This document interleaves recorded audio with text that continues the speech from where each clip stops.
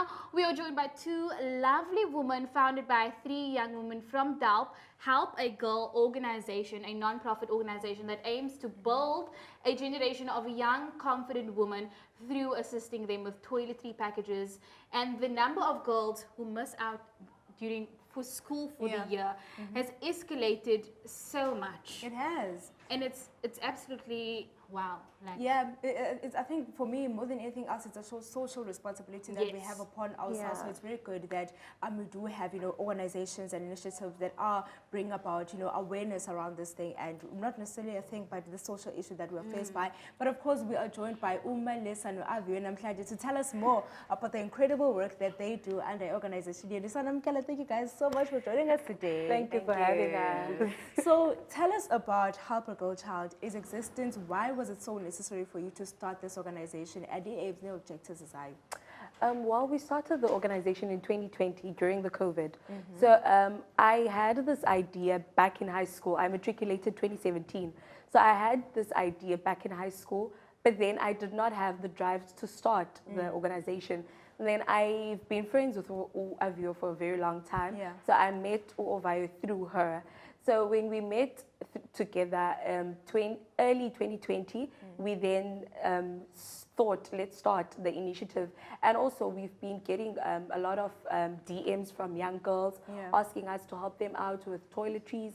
So we thought, why not? Hence. And just on what Melissa has been saying, Aviwe, what have you ladies encountered along your journey and on this path with growing the organization? We have encountered a lot because we have donated a lot to lots of schools on our township, because we donate to local primary school girls. Not only schools that with girls, but with schools that have girls on them. So we donated to, I think, to 3 schools in 2020, and last year with 2 schools, and this year with 2 schools as well. So we have been facing a lot of challenges, but obviously we can't continue, or we can't grow without challenges. Take us through those challenges. What kind of challenges did you So guys the challenges experience? that we have for now, because we have registered our organization in 2020, so we have not got sponsors as in yet. And sometimes we don't get enough donations from other people, because we do ask people on social media and on our WhatsApp to donate if they would like to donate. And sometimes we'll get like a higher number for the schools, besides the number that we were thinking that we were going to get. So those are the challenges that we're having, and maybe sometimes with collecting boxes, because we have to pack the packages inside the boxes and we have to cover them. So that's a lot of job we have to do, especially the packaging. We do that for like 2 days, if we can say maybe 76 kids that we're going to cater for that day. And Melissa, just on, my voice. Melissa, just on what Aviwe has been saying in terms of the packaging and how you guys actually distribute your toiletries to the different schools. Speak to us about that. So I'll start with the packaging. So what we do is we collect shoe boxes, and then we put each item. So the items that we donate is toiletry towels, soap, toothbrush, toothpaste, and face cloth and roll-on. And then in some packages we would put like special items like body lotion or body spray. So we collect empty shoe boxes from people, and then we pack items in the boxes and we wrap the boxes, and then we donate them to the schools. But now we want to like upgrade our packaging and put it in a more nicer thing, because we recently started, so we were just doing something that was going to be affordable for us. And the products that you're donating, right, and all the sanitary towels and the toiletries, these are basic necessities that we need on a daily basis. You can't go a month without sanitary pads. You can't go a month without roll-on and Colgate. So when it comes to the community, and this is why I was saying that this is a social responsibility that everyone should take upon themselves. What kind of assistance do you guys feel is needed within the community? What is it that the community needs to do to ensure that it's supporting initiatives such as yourselves that you have with Help a Girl Child? I think the community will be very much helpful if they can be able to help us with some of the donations and with packing the packages as well, and with supporting like some of the schools that really need the help, because we normally just go to any school on our communities like Delft, Nyanga, Philippi, Kailicha, and then we just pick any school, or someone will call us and say, okay, there are children here in my school, would you love to come and donate? And I think that will be very much helpful if the community could help us with that, and getting more people to donate on our organization, because as you have mentioned, it's a social need, it's a community. We need a community to help us in this, because we can't do it alone. And also, I think the community would help in a way, because we would, along the way, we would find people are actually taking advantage of the initiative. We would find people that would ask for donations and later on discover that they don't really need, because we cater for people that really need. There are girls that go a month without sanitary towels. So we plead with people that they do, when they do ask for donations from us, it's people that really, really need these necessities. It's not someone that can afford to buy a packet of pads month end. So And I'm sure through the incredible work that you do get ladies that come to you and be like, oh, Avi and Melissa, you guys have helped me so much.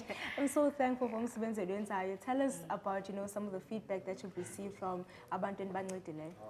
We've received a lot of feedback, because on our side, some of the people or some of the kids from the schools, because we also do have our social media handles. Sometimes they'll go on our social media handles and they will say, thank you guys for giving me the toiletry packs, because it really helped me. I didn't have it.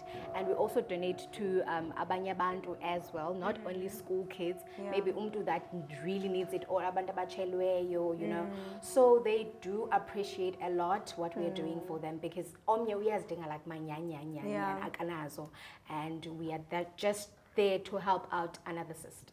Oh, that's and beautiful. just to add on what she said. Girl, you go for it. I'm taking this platform.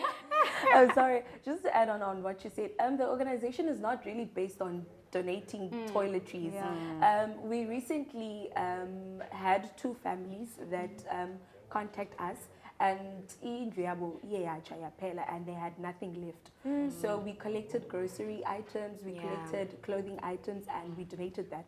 So slowly, we also including that as well, but to families that are really in need. So Wow. Oh my word, I just took my breath away. It's like, what? But now I actually want to ask you ladies, what is it that you ladies have planned for the next year to come? Is there a drive that's happening? Is there a way that the community and people can interact with you ladies, and what's to come? Oh, well, the plans for the next for the near future, we want to cater for boys as well. We don't want to be based on girls only, because if you look, majority of the organizations that exist, they mostly based on teenage girls. So we want to include teenage boys as well, but we're still looking for ways as to how we would include that, and also probably like change the name of the organization. I was about to ask if you are being a girl inclusive. child.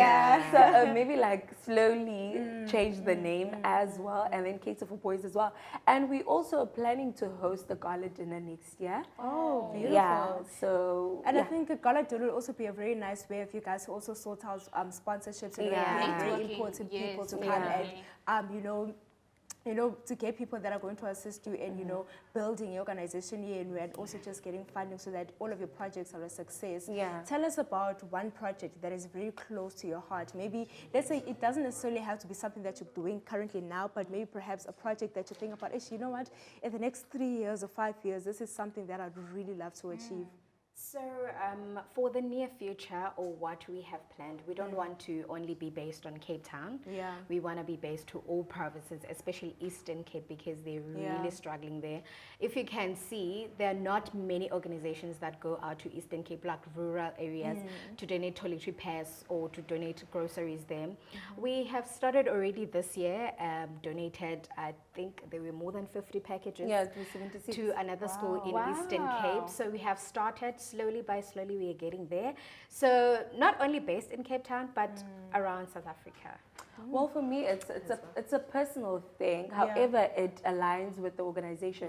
I'm really passionate when it comes to working with young kids. Like 5 years old and up. So I would love to have like an orphanage home where I would take all the kids and just, you know, Absolutely amazing. Thank you so much, Aviwi. Thank you, Melissa. Thank you so much for being here. Ladies and gentlemen, guys at home, please do commit to helping this organization as it will be growing, as it will be also for males as well, not only the girl child. We are about to take a young breather, but we'll be back more after this. Continue the conversation on our social media pages with a Blesser and Blessy Culture. We want to know what you think about this. We'll be back after this.